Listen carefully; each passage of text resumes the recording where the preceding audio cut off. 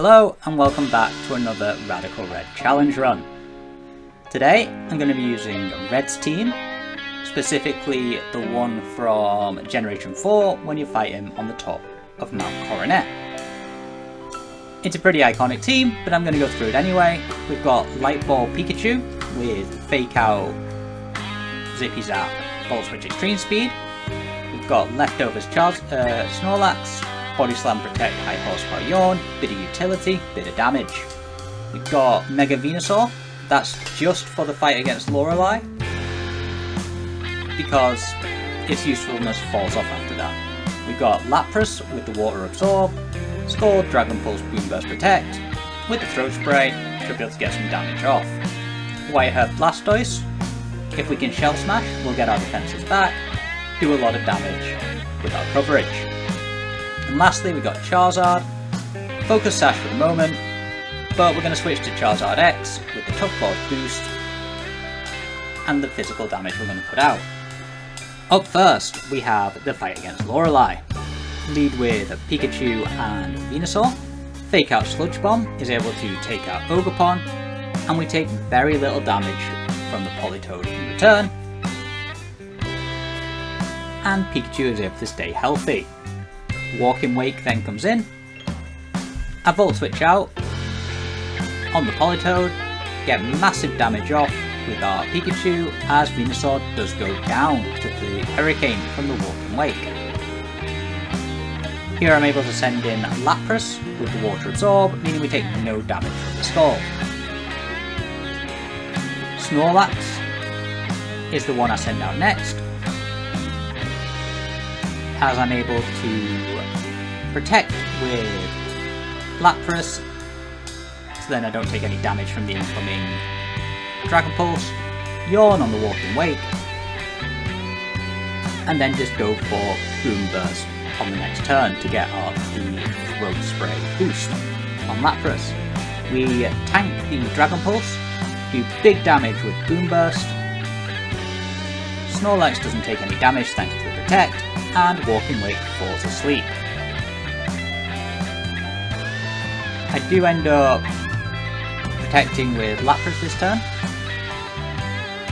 as Politoed goes for a Scald again. We finish it off with Body Slam from Snorlax, as the Iron Bundle comes in. Here I know that the Lapras is probably going down. We go down to the Ice Beam. The Walking Wake falls asleep, goes for a Sleep Cold Hurricane. We High Horsepower the Iron Bundle to break the Sash, and I send out my Pikachu. Zippy Zap is going to be enough to take out the Iron Bundle. Walking Wake stays asleep. We Body Slam it down to red health, and the Kyogre makes an appearance, setting up the Heavy Rain. We are able to just Zippy Zap again with Pikachu, do massive damage to Kyogre. The main reason I was focusing Kyogre is because I really want to reduce the amount of damage that Water Spout will do, which does damage based on the amount of HP that Kyogre has. And it is its most powerful move when it's at full HP. We are able to bring it down low though, really limiting the effectiveness of Kyogre. Finish it off next turn with a Zippy Zap. Get rid of the rain, meaning that Swampert no longer gets the benefits of Swift Swim. Does go for Earthquake, finishes off Pikachu. We manage to get the Shell Smash off with Blastoise. Send in our Focus Sash Charizard. And now we have a simple end to the fight. Scald plus Dragon Claw is able to bring the Swampert down low. Another Scald, and the Swampert goes down, letting us make our way through to Bruno. We're facing his team with the Great Tusk, and I have switched to Mega Charizard X for this fight, because it's a simple sweep. We're able to tank the close combat, and then we Mega Evolve on the next turn, and do a Wing Beat, which is enough damage to take out the Great Tusk. The reason I didn't Mega Evolve earlier is because Close Combat would have done more damage if I was a Dragon type, as I didn't resist. Dual Wing Beat managed to take out the Urshifu. We are able to outspeed the Iron Valiant as well, take it out with another Dual Wing Beat, and force in the Iron Hands. Fake Out does do decent damage to my Charizard. I Flare Blitz for damage. Unfortunately, Drain Punch does take out Charizard, but we've done a lot of damage to Bruno's team. Iron Hands in the red, meaning we can send out our Lapras, as Zacian comes in instead. We get our Throat Spray boost because we went for Boom Burst. I'd try and get a burn on the Zacian with a Scald. We don't get it, but then I can send out Pikachu, who's able to fake out the Zacian, do massive damage. Zippy Zap is actually able to take it out and force it to Lucario. There's no point switching, so I just go for another Zippy Zap. Does decent damage to the Mega Lucario. We do go down to the Aura Sphere, but I can send in my Blastoise as the Lucario Nasty Plots. I Shell Smash, and thanks to the Shell Smash, should now outspeed. Scald finishes off Lucario, leaving just the Iron Hands, who we are easily able to finish after the Fake Out comes in, and finish the Take Out Bruno. We then make our way through to Agatha, go for a Zippy Zap with our Pikachu, do massive damage to the lead Zoroark.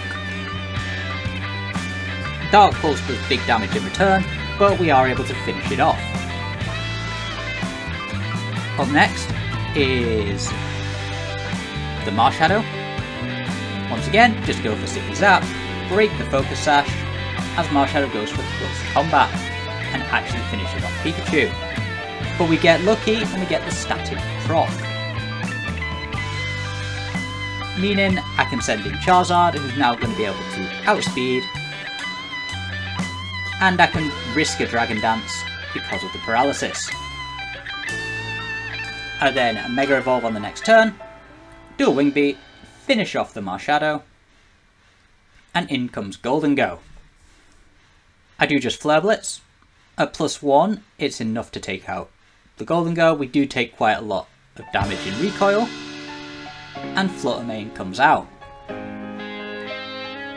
At +1, I do not outspeed the Flutter Mane, but fortunately we lived the Moonblast, and we're able to take it out with a dual Wing Beat. Chien-Pao then comes out. I was debating switching here, but with the Mons left on Agatha's team, I can deal, so I just let Charizard go down. Send in Blastoise, who's going to be able to Shell Smash on the Sacred Sword. And now, outspeed, thanks to the speed buff, Flash Cannon, one-shot the Chien-Pao, leaving just the Mega Gengar remaining. At +2, I do outspeed the Gengar. Unfortunately I don't one-shot, but I do massive damage. Go down to the Gengars. Attack. Send out Snorlax, who's super specially bulky, taking Aura Sphere super well. High horsepower, Gengar's gone, and we beat Agatha. Lance is next. We're against his Aerodactyl team. I did change Lapras' moveset for this fight because I don't want rocks on my side of the field because of Charizard. So, Ice Shard was added so then we can finish off the Aerodactyl before it gets rocks up after the taunt. Roar of Time from Dialga sends out Blastoise as we Ice Beam, hoping for a Frostbite. We don't get it, we keep taking massive damage. But this was the main reason why I didn't want rocks on my side of the field, because the Dialga's Law of Time keeps switching my mons, and I'd keep taking chip from the Stealth Rocks. As you can see, it's just a revolving door of Pokemon. We were able to get the Leech Seed up with Venusaur, meaning we are chipping down the Dialga slowly but surely. Pikachu is able to finish it off with a Fake Out and Zippy Zap, and Dialga finally goes down. Dragonite then comes in. I switch to Charizard on the Earthquake, Dragon Dance, as the Dragonite ends up copying me. I Dragon Dance again. I'm not Mega Evolving yet, because I want to bait the Dragonite into thinking it can live a hit. At +2, however, I'm able to Mega Evolve and click Dragon Claw and kill even through the multiscale, which is why I waited to Mega Evolve. I'm then able to take out the Melmetal with a Flare Blitz. I don't think the crit mattered. The Iron Jugulus comes in. We are able to outspeed at +2.